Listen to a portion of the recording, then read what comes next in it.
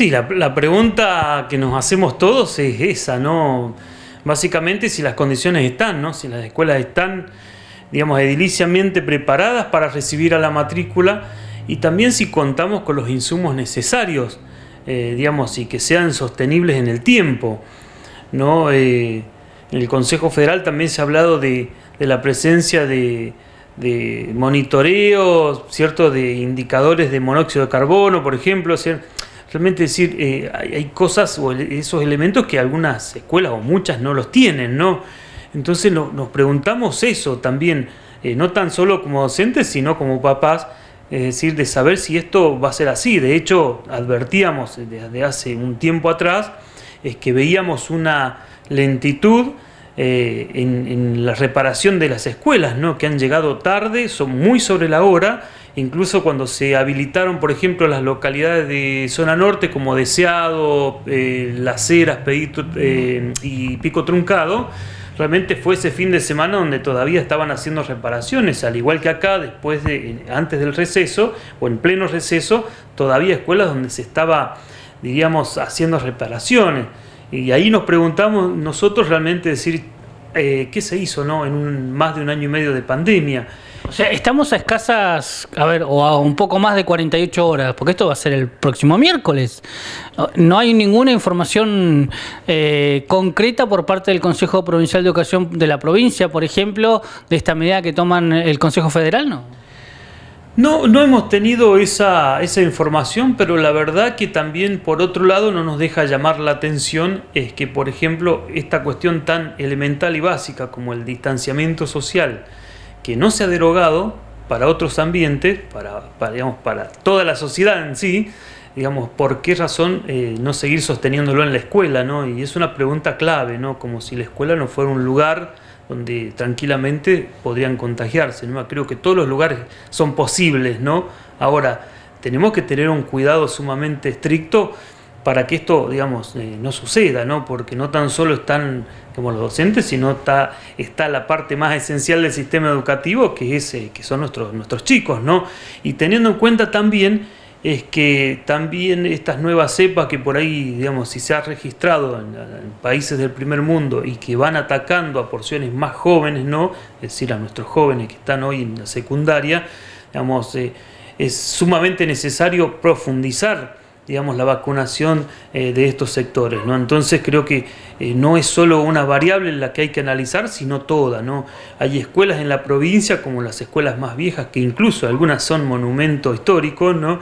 Que por sus dimensiones muy acotadas es imposible pensar en una presencialidad plena, ¿no? Entonces, digamos, quiero saber y creer que todas estas cosas las ha pensado el Consejo antes de determinar. Es cierto que hoy las burbujas están siendo con mucho criterio, ¿cierto?, de los equipos directivos siendo, digamos, modificadas permanentemente. Por ejemplo, hay escuelas en zona norte, ¿cierto?, donde nos han planteado, bueno, nosotros los bancos son de a 2 alumnos, entonces ahí es imposible pensar que hay un distanciamiento mínimo cuando a tu par lo tenés a 20 centímetros, ¿no? Entonces, precisamente Precisamente ustedes, ¿qué han podido recibir de información en esta etapa de regreso, después de las vacaciones de invierno, con la presencialidad y estas burbujas que se han ido llevando a cabo? ¿Qué información recibieron de los distintos docentes, ¿no?, que están frente al aula? Si se ha desarrollado todo normalmente, si se está cumpliendo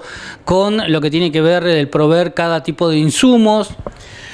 Muchas escuelas nos han manifestado, aunque debo decirte concretamente que hay una dificultad y mucho miedo de algunos directivos en dar información, porque hoy, espero que simplemente sea por la cuestión pandémica, el gremio no puede ingresar a las escuelas como no puede ingresar, digamos, cualquier otra persona. Nos han indicado eso, espero que esa medida se revierta, porque en realidad, digamos, tenemos nosotros nuestra obligación de concurrir y asistir a las escuelas y ver en qué condiciones están nuestros compañeros, ¿no? Digamos, laborando laboralmente, pero también no nos podemos separar de la condición de padres que tenemos, ¿no? Y es necesario saber en qué condiciones están nuestros hijos. Entonces hay mucha dificultad y sinceramente hemos visto un miedo de muchos directivos de dar información, porque incluso han sido amenazados con ser sancionados, ¿no? Digamos, algo que no se puede explicar a esta altura digamos, de los tiempos, ¿no? En un estado democrático, digamos, que alguien tenga miedo de hablar o decir cómo está su escuela abiertamente, realmente es, digamos, muy llamativo, o por lo menos va a contramano de lo que se dice en el discurso político, ¿no? Y a esta altura de la pandemia y con la vacunación, podemos decir que ya está el 100% de los docentes vacunados, entre aquellos que se vacunaron por franja etaria y aquellos que el Estado vacunó en su carácter docente.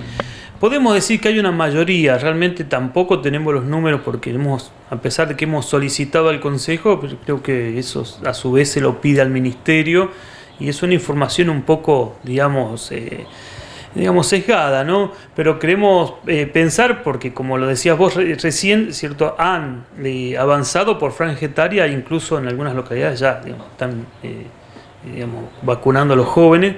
Y sí que queremos pensar que está la mayoría del sector vacunado, ¿no? Pero bueno, ha llegado también muy tarde, no tanto como la reparación en las escuelas. Acuérdense que en un momento íbamos a ser prioridad y de un momento a otro dejamos de serlo, ¿no? Entonces, realmente creo que, todas estas condiciones, tanto la vacunación, los insumos en las escuelas que deben ser permanentes. Tenemos entendido también que hay termómetros en las escuelas que no han funcionado, que han funcionado un poquito tiempo y por la calidad de los mismos, ya han sido descartados.